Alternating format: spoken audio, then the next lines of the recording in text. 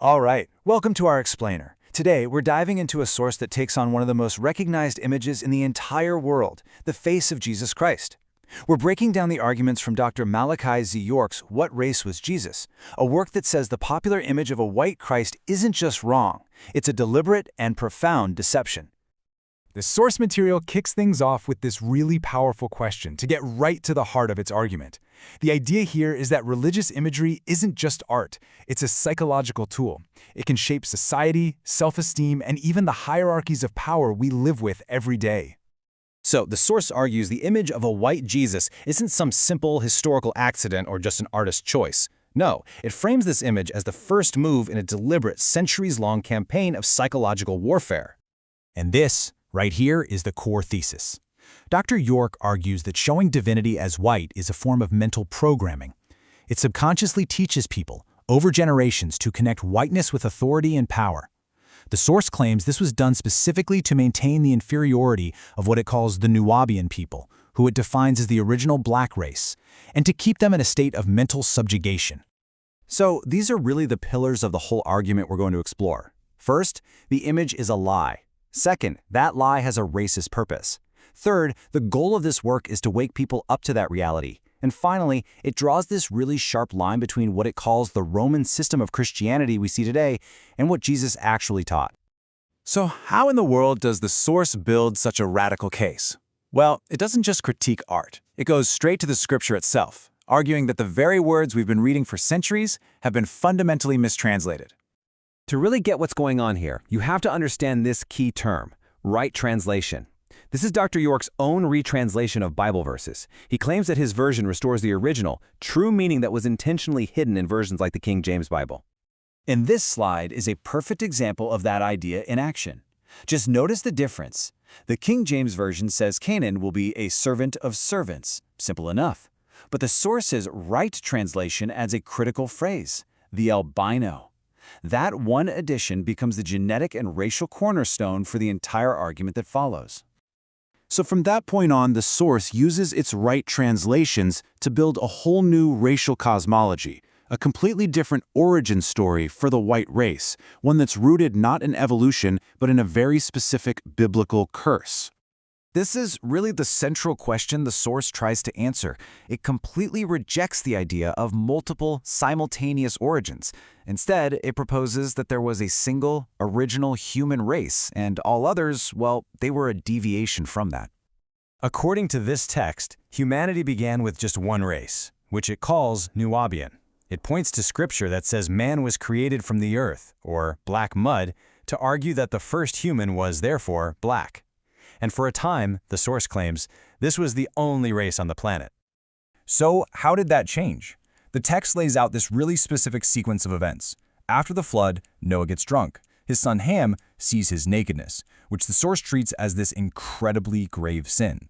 As a result, Noah puts a genetic curse on Ham's future son, Canaan. And that curse, according to Dr. York, was a mutation that stripped the skin of its melanin, resulting in albinism, which he identifies as the origin of the white race. This table here, from the source material, kind of breaks down the whole genetic theory.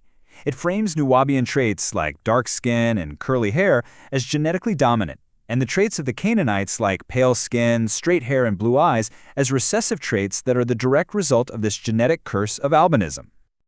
Okay, so once you have that foundation, a cursed recessive race and a dominant original race, the source then turns its focus to Jesus himself, and it argues that his mission on earth was never meant to be for everyone. It was, in fact, racially exclusive. And this verse is presented as Exhibit A. The source interprets this statement literally, absolutely. Jesus' purpose was only for his own people, the Israelites, who the text has already established are Nuwaubi. To prove this point, the text really zeroes in on a famous biblical encounter, a woman from the land of Canaan who, in this framework, is a descendant of the cursed white race, comes up to Jesus and asks for help. And this is the key line. According to Dr. York's interpretation, Jesus is drawing a crystal-clear racial line. The children are the Israelites, his people. The dogs, he argues, are the Canaanites. Jesus is saying the blessings, the miracles, that's the bread. It's for his people, not for her.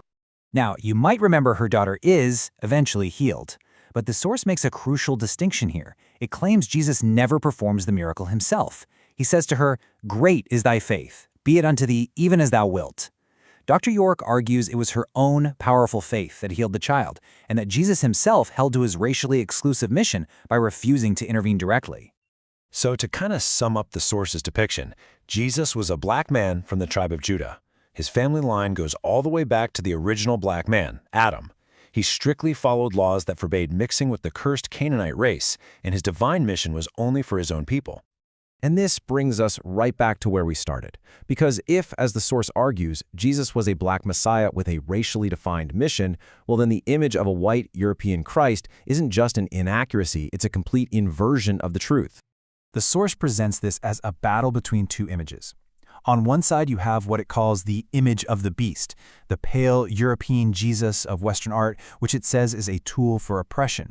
And on the other side, you have what it argues is the true image, backed up by historical artifacts like Black Madonna statues and ancient coins that it claims show a Christ with African features. And the text connects this whole battle of images to the real world, pointing to historical figures like Marcus Garvey. It makes the point that as early as the 1920s, black nationalist movements were already demanding that their followers reject the white image of Christ and create their own, arguing it was an essential step toward mental freedom. And really, that's what this whole explainer of Dr. York's work comes down to.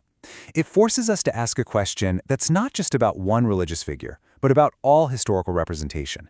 It asks us to think about how deeply the images that are passed down to us, of gods, of heroes, of history itself, really influence our subconscious, our societies, and our sense of who holds power in the world today.